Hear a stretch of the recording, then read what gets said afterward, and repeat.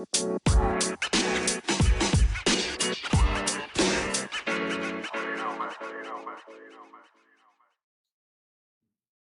what's up, guys? Welcome back to Don't Forget to Tap. This is Chris documenting my journey of Brazilian Jiu Jitsu, starting at the very beginning, white belt, all the way going to wherever this journey takes me. So, last week I was in Fort Worth, Texas, and I had reached out to a couple schools with the intention to train while I was there. And unfortunately, it didn't really work out that way. The schedule, my work schedule didn't really permit for that to happen. But still got some good lifts in the gym, got a little bit of cardio in and stuff like that. But it's never the same as getting to train jujitsu. But then I did come home Friday and I rested for a little bit Friday, and then I ended up going to train Friday night. Turned around and trained Saturday morning, and really good classes, great stuff that I have been wanting to know forever. In particular, arm bars and escaping arm bars.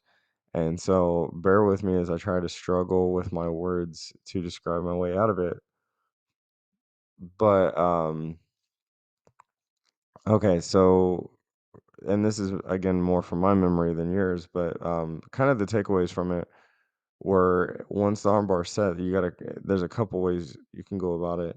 But we really focused on arm bars and escapes and stuff like that.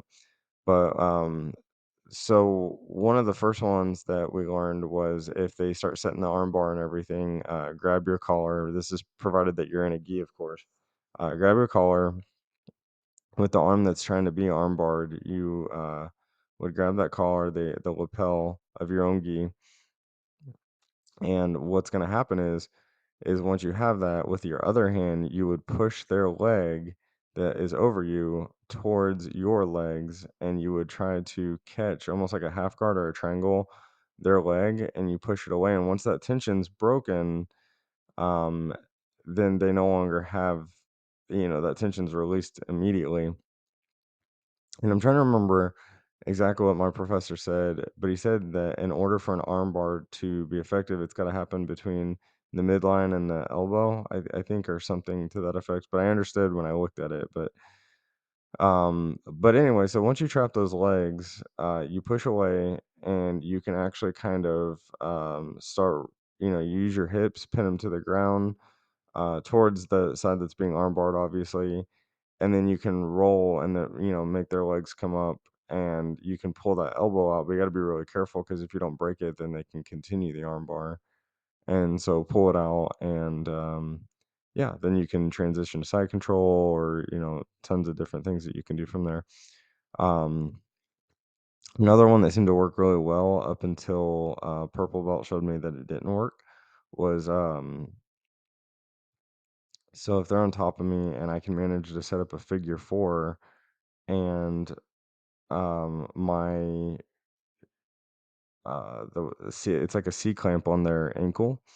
Then what I could do is I could easily push that leg away. That breaks the tension and definitely buys you time. And then I can pull that elbow out, and that one was very effective until there was a purple belt that knew how to stop that one pretty quickly.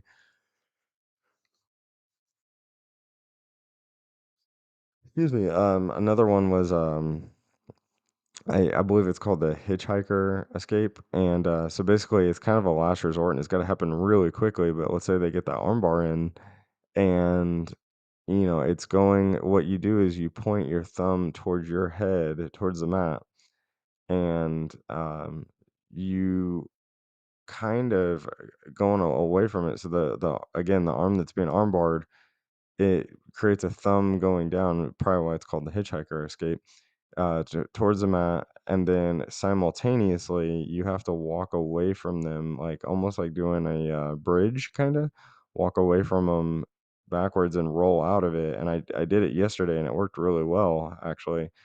But you got to be careful because they can catch you again, just going the other way. So you got to kind of be prepared for the counter on that. um but yeah, and then the other one we learned is if they go to set it up and get there, and this one's got to happen really quickly, but it works. Is if they go to put both legs over you, if you can catch the top leg and get it behind your head instead of letting them get it over your head, and then you can use your back and your head, put your head against the mat, and put all your weight, and then you can kind of pull yourself through and do a hip escape out, create the leg, and then they've lost all their momentum. You push their legs away from you, you come, pass through their legs, and then you'd be able to establish side control or get a much more advantageous position on it.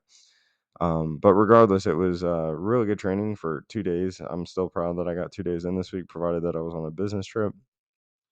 Uh, and got some stayed for just like a round or two of open mat, and then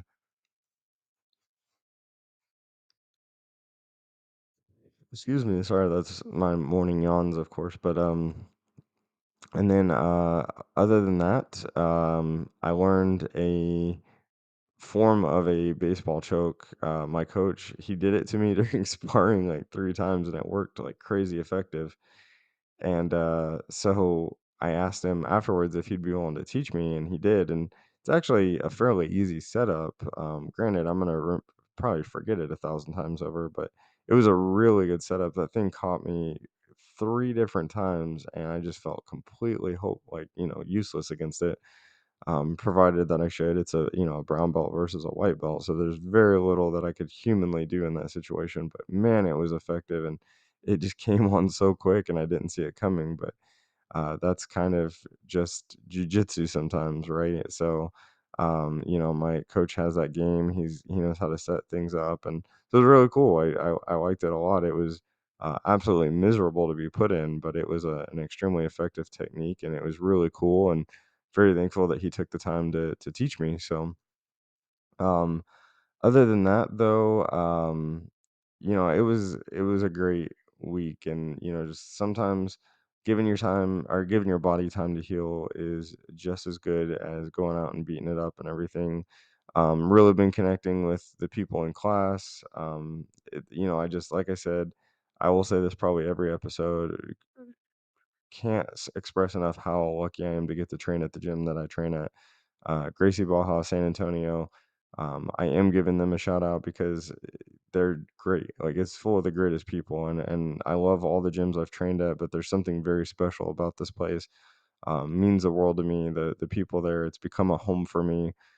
It's a place where I can take all my problems in the world and they go away on those mats. And so if you ever are in the area, and a lot of my military friends who maybe would listen to this, definitely recommend checking them out. Or if you're just down passing through the area, definitely a gym you have to check out, because I don't think that you'll train at another one like it that has its equal in caliber. So, but other than that, thank you guys. I just wanted to kind of touch on the arm bars and tell you about that wicked baseball bat choke that I kept getting put in, that I think I might have some potential at learning in the future.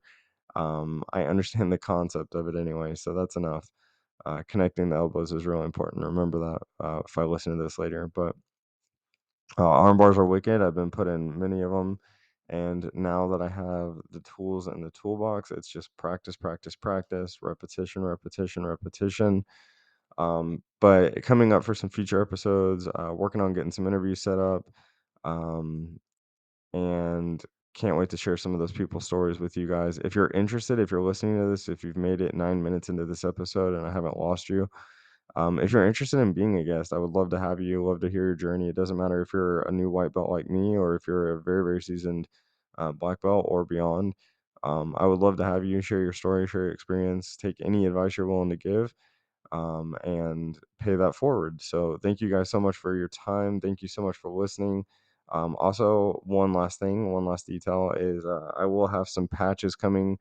Don't forget to tap Jiu-Jitsu podcast patches, Velcro patches. And so anybody that is willing to jump on and be a guest, I definitely have one of those bad boys waiting for you. So thank you guys again for listening. I love doing this. This is one of the fun parts after jiu-jitsu, is not only reading and listening to books, and I know that sounds weird, but I do audiobooks. podcast, all that stuff, is getting to do this one and reflect and document back on my own and kind of journaling my journey as well. So thank you guys. You take care. I'm at the 10-minute mark, so I'm gonna let you go, and we'll see you next time.